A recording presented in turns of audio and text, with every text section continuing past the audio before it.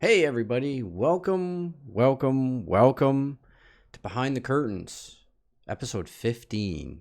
I am your host, the Jedi Colorist, and as you can see today, I have a camera. Hi everybody, you get to see my face.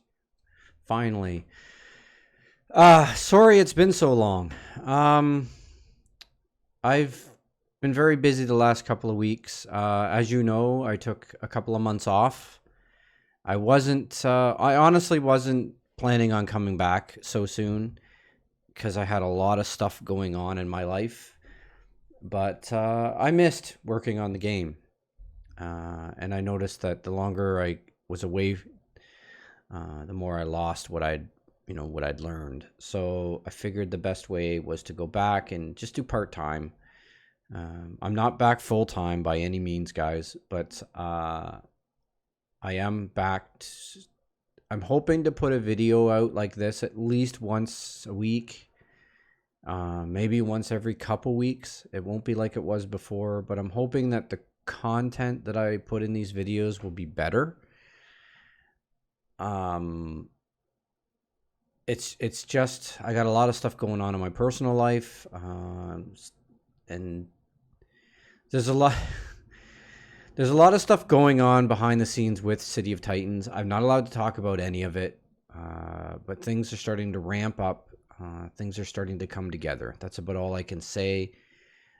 I'm pretty sure there's some news coming soon for all those that are excited to hear about it. And I hope that when you're watching this video that you will subscribe and like the video and go back and watch previous versions or episodes of Behind the Curtains, because there's a lot of content there. But yeah, like as always, the stuff I'm gonna show you today is very conceptual, very work in progress, especially very much so with this particular episode, because I haven't really been able to get much done the last couple of weeks. So I've had to go into my archives and dig out stuff that's still very much work in progress. I'm going to show you some stuff where I'm going to show you my process and how I start off trying to make something and then it doesn't work. So I try a different process. And if process doesn't work, and I try a different one, especially when it comes to modeling.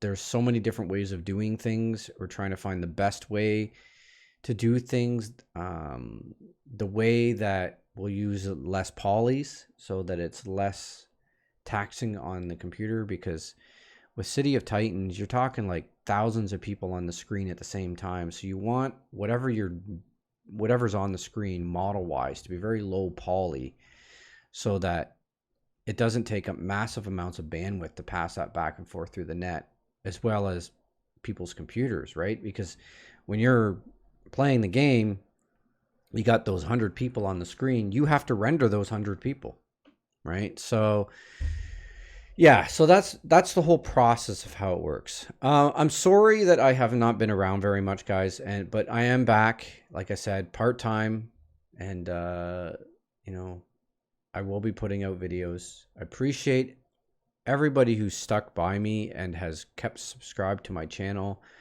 and the people who have joined me in my live streams. That was very, very fun to see some old faces in there to support me. I will be doing live streams as well very shortly, I hope. I do game live streams every weekend, usually Saturdays and Sundays.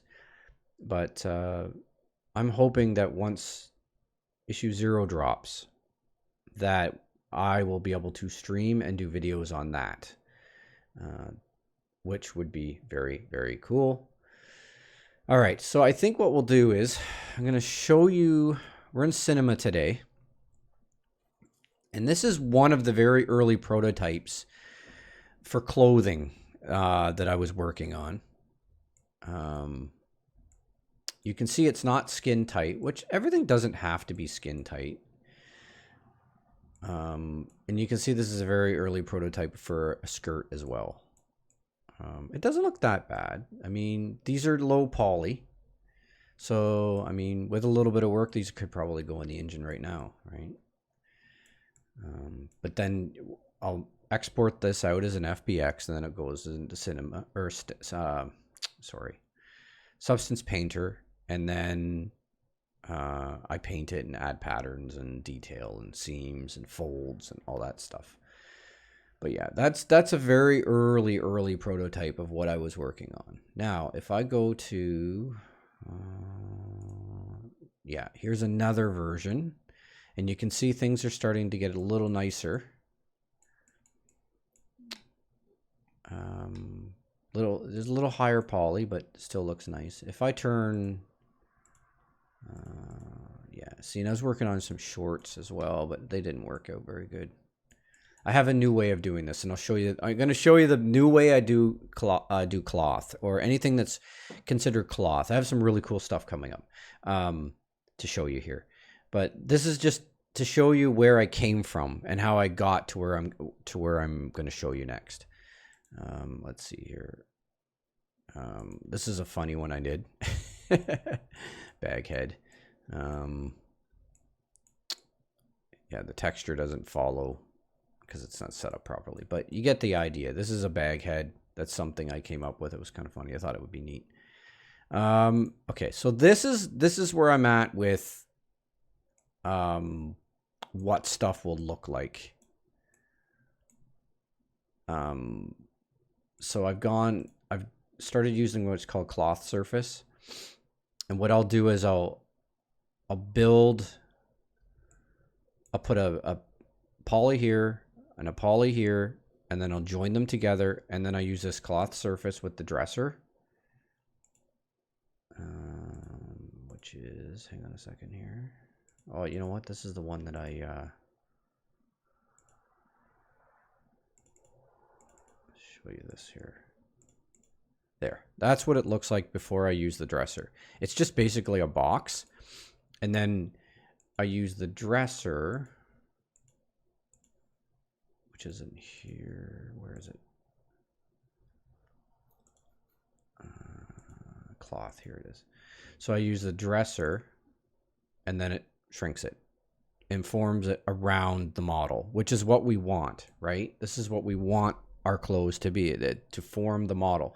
So what I can do is, and I've done it already, I'll show you in a minute, with another piece of clothing that I'm very, very excited about.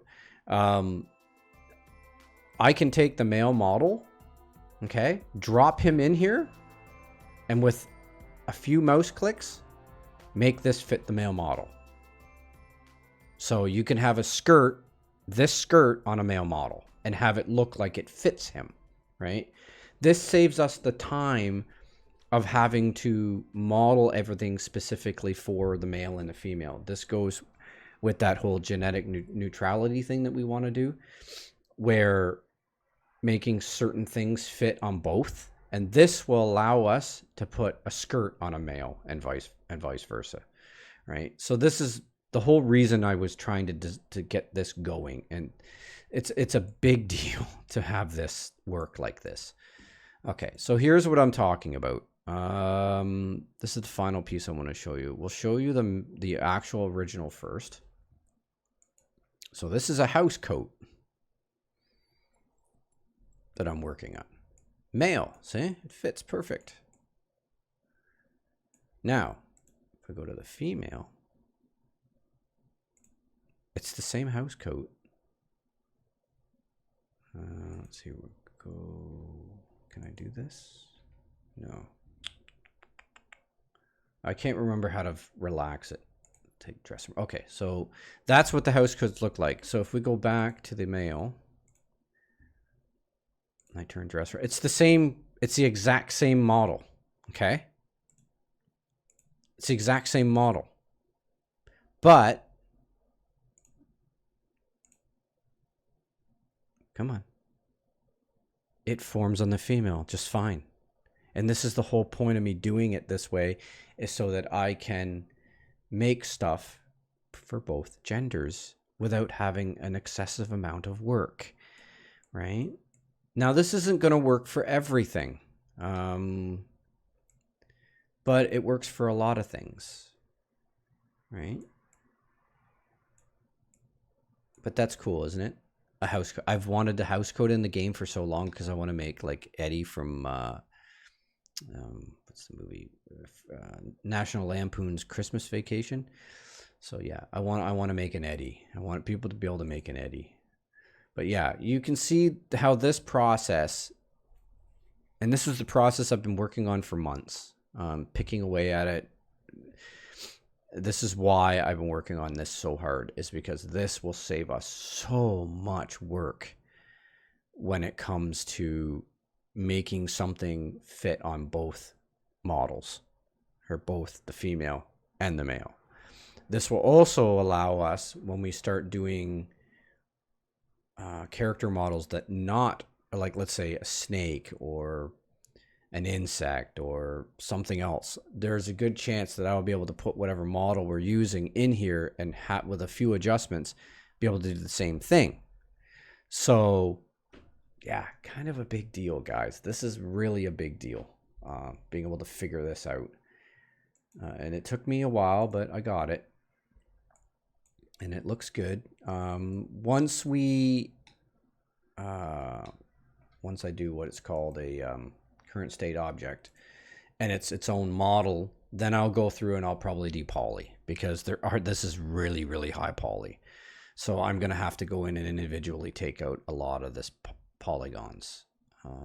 It's going to change the look of it a little tiny bit, but I mean, that's a lot of polys. I don't even know what that is. What it would be for polys.